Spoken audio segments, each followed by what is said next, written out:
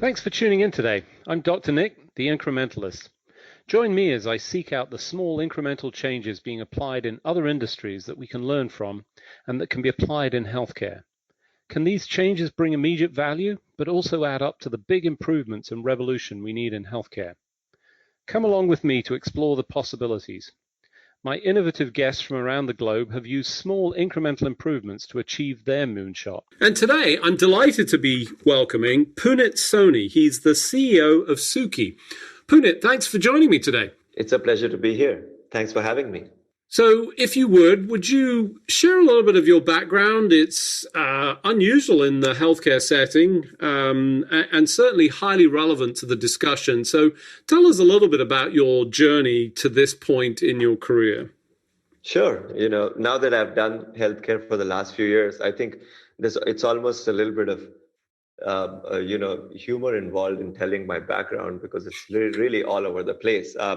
I'm an electrical engineer by training, and I started my career in electronic design automation, so writing software for chip design, and then ended up actually going to Wharton to get my business school, business education, and then went over to venture capital, which was awful. And I was bored out of my mind and decided I should not do it until I actually learned to build something. And so at that point, then the options were either go to a startup or do Google. And it was still relatively early days of the company. And I joined it in the search team, which is where you want to be if you really want to know the guts of Google, as a product manager. And did search for a bit, news, books, and then one thing led to the other, ended up actually running the mobile apps group product management team. And so early versions of most things like Gmail, Docs, Chat, YouTube, Calendar came from my team. Scarily enough, some of that stuff still looks the same. And then worked in gaming. When Google decided they wanted to work on social initiatives, they asked me to come and run mobile social. While I was doing that, I wanted to actually really start thinking about dabbling in hardware. And that's when we acquired Motorola. And so I was asked to go run software for Motorola, which was probably the most fun job I've had in a long time. It was super fun to build devices. And actually, the first device we built called Moto X was the first always-on voice device in the world before Siri, Alexa, and others even showed up. And so did that. And then because I had not done e-commerce, I guess, so I ended up actually becoming the chief product officer of Flipkart, which was India's largest e-commerce company. And so now the running joke is, I've done electrical design, I've done apps, I've done search, I've done games, I've done mobile apps, I have done hardware, I've done e-commerce. It's probably only logical that I'm doing healthcare at this point. So that's a little bit of my background. As you said, unusual and all over the place, but the principles of engineering apply almost everywhere. So you can take it from there. So I think, good to understand all of that. And obviously a breadth of sort of technical insights that you bring to the space. You ultimately went into healthcare, but specifically around the voice and speech elements of this. Tell us a little bit about your steps through that and your experience. Absolutely. When first, I don't really have any emotional reason that I decided to do healthcare. It's an ambition reason. When I look at various, when I was trying to figure out what to build, I wanted to do something where time would be a superpower. What that means is that if you actually put in time into something, it would demand that kind of time to actually get things done. That actually makes most entrepreneurs be wary of the space. And healthcare is one of those, where if you have the time and the energy and the resources, you can create an inherent moat in even starting to do something. And so I wanted to do that. Number two, it is my belief, and I still believe this after 5 years in, that the biggest, most relevant, most interesting technology company of the next generation is going to be in healthcare.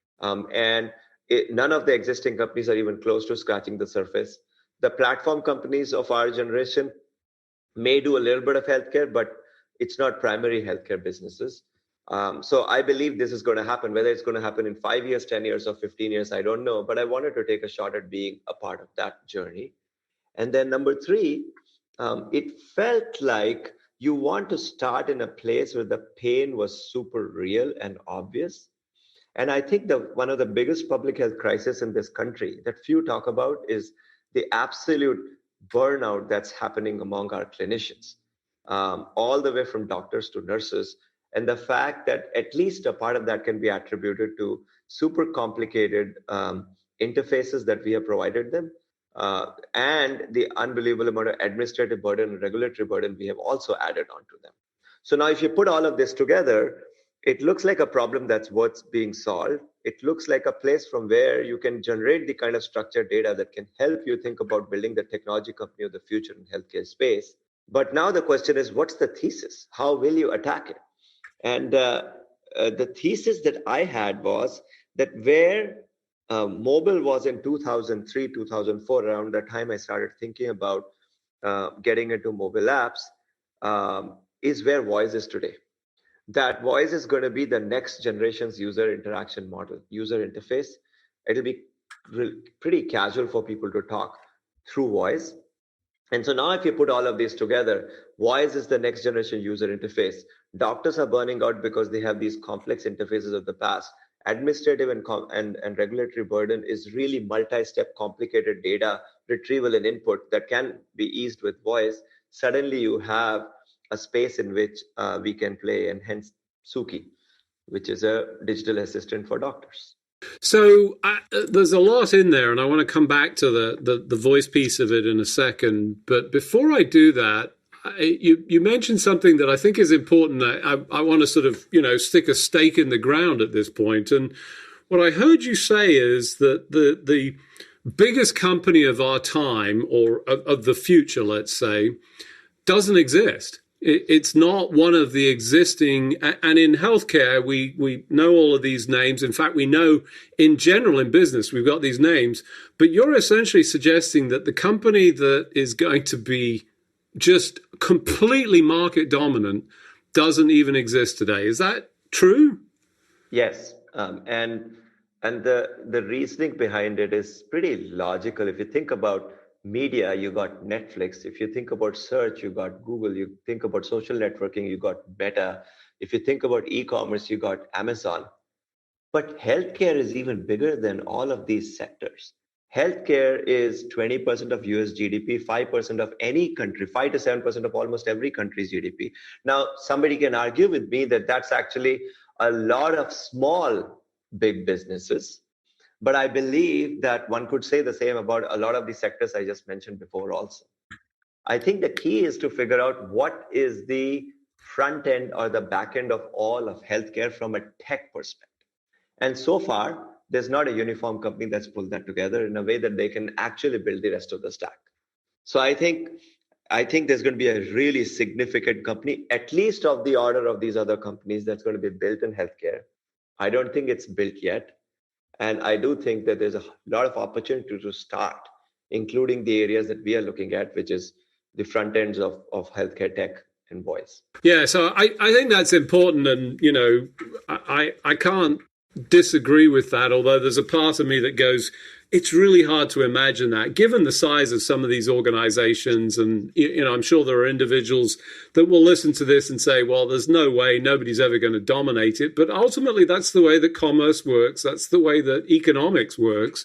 And I think importantly to this conversation, central to this is part of, your thinking around voice, which, people see as a tool, but you're seeing it in what I consider quite a different concept of an interface. And I guess we see a little bit of that in Hollywood, but, that's Hollywood. It doesn't exist, right? But what you're suggesting is that it does exist, and it could exist and could contribute to both that large organization, but also, importantly, some of the challenges that we have in healthcare. I agree, and super well said. I think that few different things. First of all, maybe I'll be wrong. you know. Never. No, I don't believe it for a second. but but a few years ago somebody said there's no way that we will ever have anything other than taxi cab setups, and transportation is never going to change. And then suddenly in a short time you suddenly have on demand cars. A few years ago people said there's no chance that a car can just drive itself, and now you have driverless cars coming over and running. I think that the march of technology is such, Nick, that it's slow and then it's overnight. And you chip away and you chip away and you chip away for decades, and suddenly over a period of a few weeks or months or a year or two, you have the same amount of progress that you have over decades. And that's just the way tech works. There's a tipping point to these things. I guess the point that I'm making is that we're reaching that tipping point in voice. Okay. And voice to me is basically one part of this general area that we call artificial intelligence. Right now, if you look around, large language models have captured everybody's imagination with ChatGPT and things like that. Truth is, large language models have been built for some time now. And there are much more sophisticated large language models in large companies that have not been exposed. The only difference between GPT-3 and ChatGPT and others is that they have built a consumer product to show what's possible. I believe that the same conversational aspects of answering questions, the ability to understand nuances around what people are saying, having customized ways of having voice signatures per person that you can use to understand who's who, this tech already exists. The only thing is that it's not been pulled together in a constructive way for people. The space in which this is going to show up is not going to be consumer tech. Even the consumer tech will be the place where there will be a lot of attention given to it. Probably one of the reasons why you look at Alexa and other things, and they just, even though they have captured a lot of people's imagination, have not been very viable as businesses. And we can talk a little bit more about that in due time.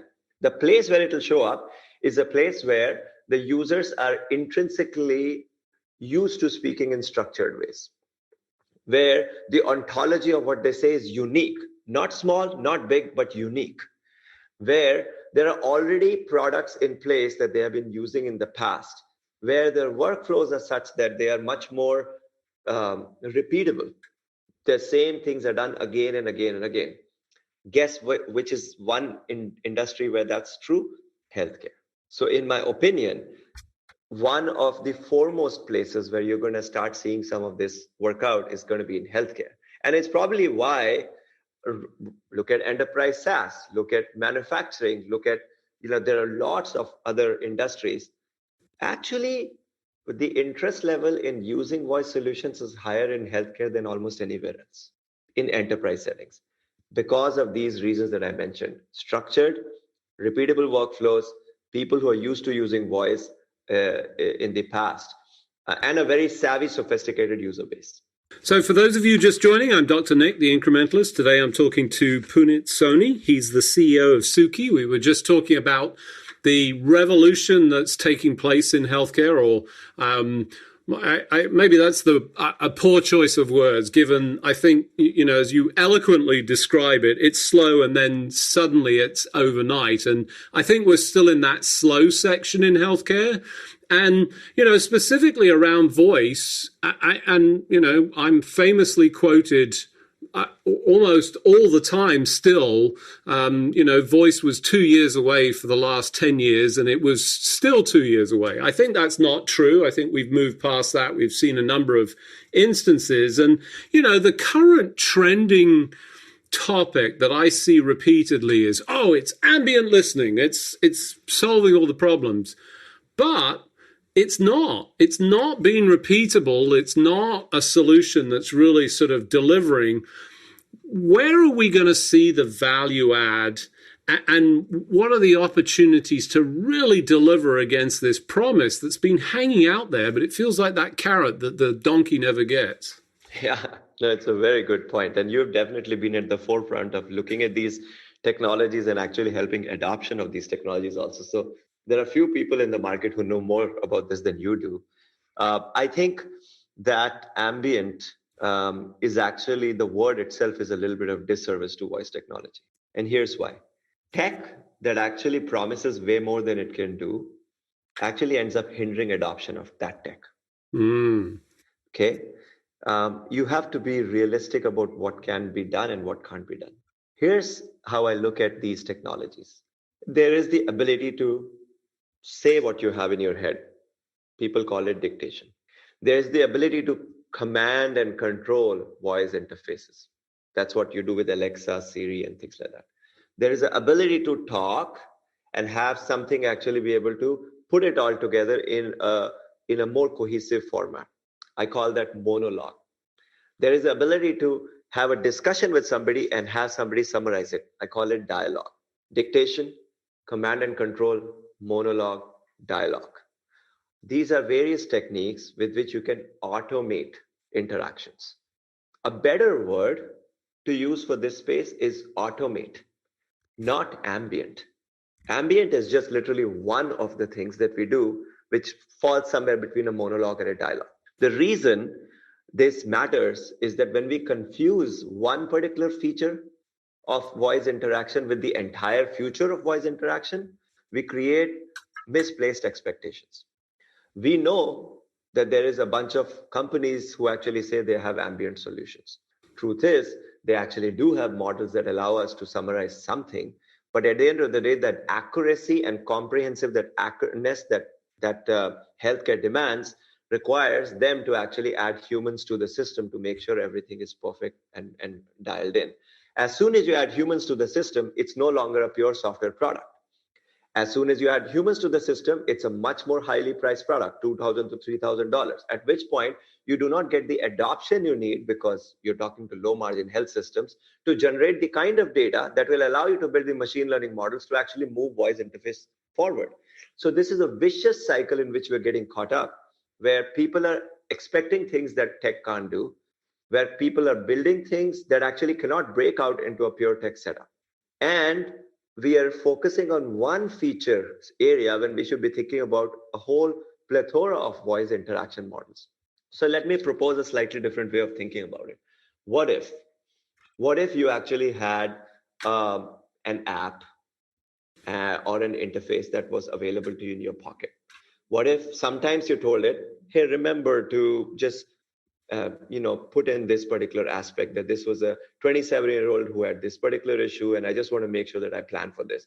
What if sometimes you could say, hey, just insert my typical surgical consent and make this one change?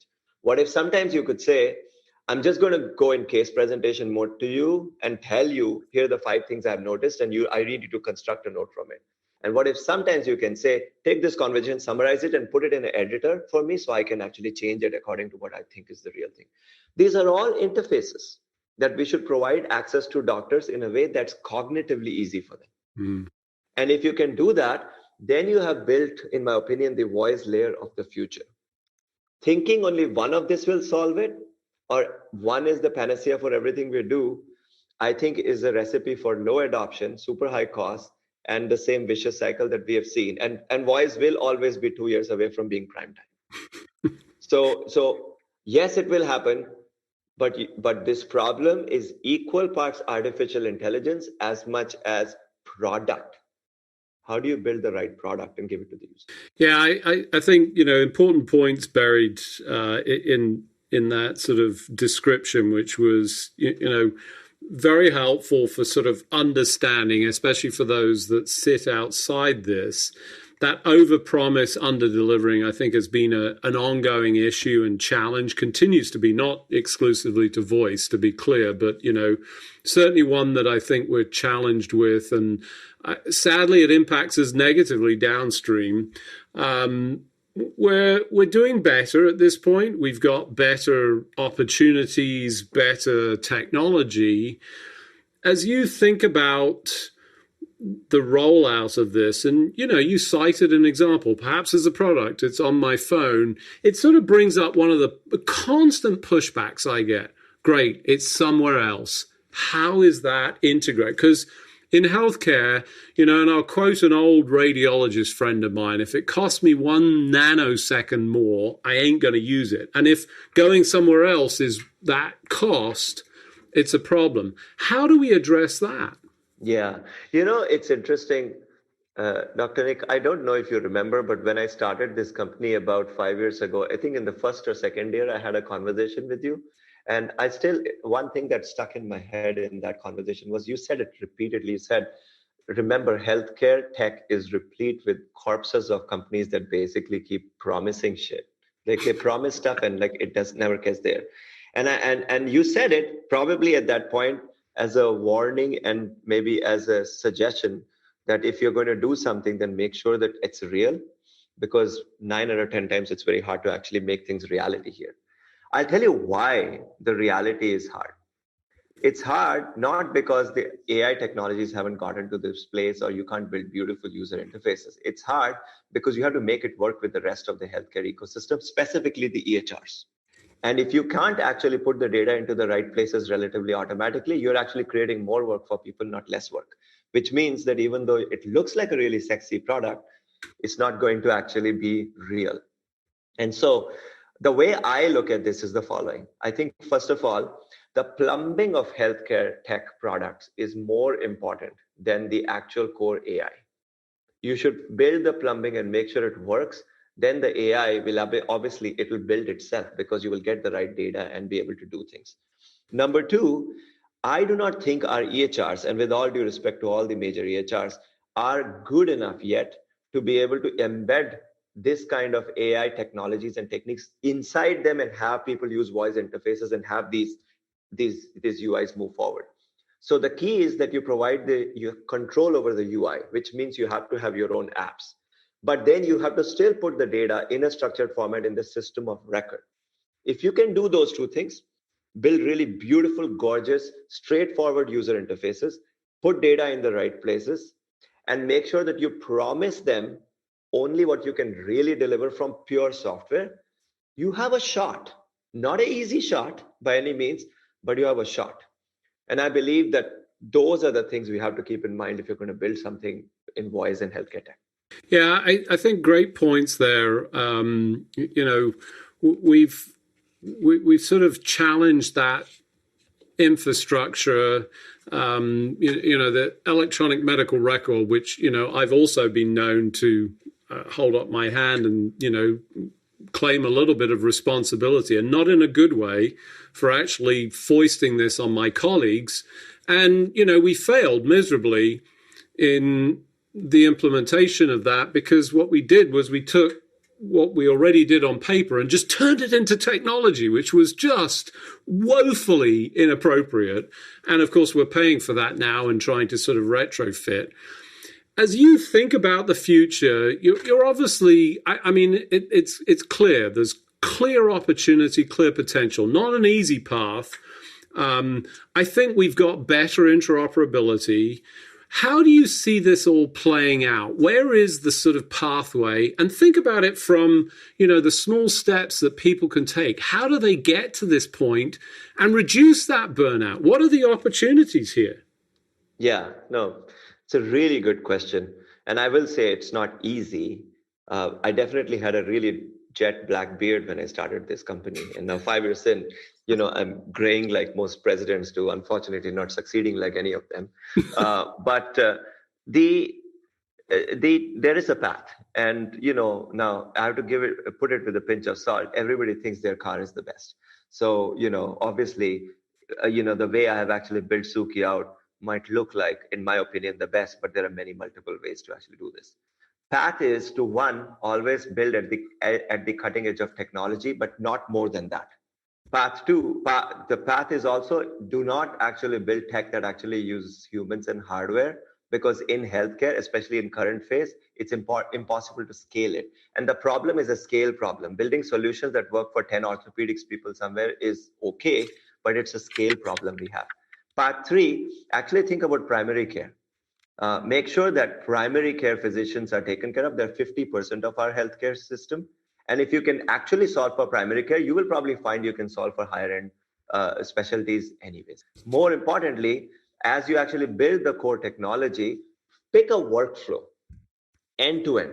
So for example, if you're going to build something that involves note creation, remember that people create notes during the visit, they create after it, they create half of it during, they sometimes create half in the end. You have to think about a product that's flexible enough that it can work for everything and it's still a product. And finally, more important than all the AI you can build make sure you nail the plumbing, compliance, HIPAA, SOC 2, getting privacy, multi-tenancy, putting infrastructure in place that can actually interoperate with EHRs. And by the way, if you push the EHRs, they help. So it's not like they don't help. It's just that they're sick and tired of the number of companies who come to them who don't have a good solution, who push them. So I think it's possible. Many companies can be built in this space, but you just have to start from first principles of care for the clinician, care for what the real problems administrators have, focus on the EHR integration, then start building the problem. I think perfect summarization, excellent points. Unfortunately, as we do each and every week, we've run out of time. So it just remains for me to thank you, Punit, for joining me. Thanks for joining me. Thank you. As always, if I start talking to you, we could talk for hours. So thank you. And thanks for all the support and advice over time, Dr. Nick. Very useful. Thanks for joining me today. Do you have any better ideas, or have you found a small incremental change that's brought about a big improvement in your world? Let's continue the conversation on our hashtag, The Incrementalist, or share with me at DrNick1 on Twitter. You can find more information about the show on our program page at healthcarenowradio.com. And tune in next time to hear my discussions with leaders and innovators from around the globe who've revolutionized their space by using small incremental improvements to achieve their moonshot. I'm Dr. Nick, the Incrementalist, and I'm starting a revolution through evolution.